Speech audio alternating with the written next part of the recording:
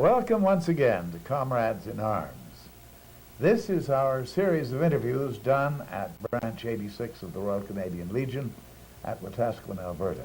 And the purpose of these interviews is to highlight and to keep for in perpetuity the careers of our members who served in Canada's armed forces. But ladies and gentlemen, I've often said that the tape coming up is very different, and we have a wonderful guest today, and so on. But I have never come up with the likes of the one that we have today. We have not only a member of the Royal Canadian Legion here and at Mamio Beach, but also he is a distinguished Canadian. And I say that most solemnly. He has served his country in the armed forces, but then later on he became a minister in our government here in Alberta.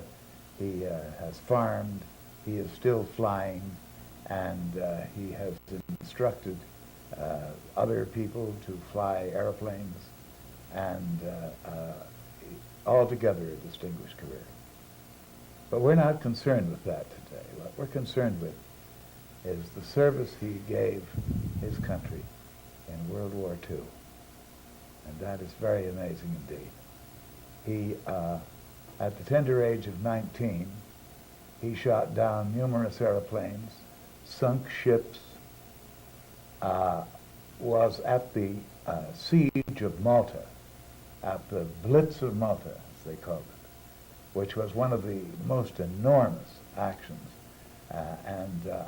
This little blip on the ocean near Sicily, Italy, and the coast of South Africa, which is the island of Malta, it was besieged by the Axis powers constantly for days and days and weeks and months. And the only thing on the island in retaliation were Air Force men. And among them, our guest today. And this is only just a tiny bit of the story, but I'd like to introduce him now so we can start right away. Ladies and gentlemen, please, with pleasure, meet Mr. Dallas Schmidt. Dallas? Thank you very much, Austin. A pleasure, sir.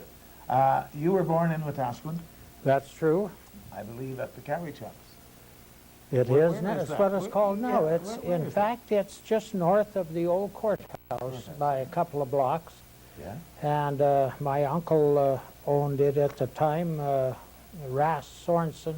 Yeah? He was married to my dad's sister, and of course was the brickman in Wetaskiwin. Oh, I see. And after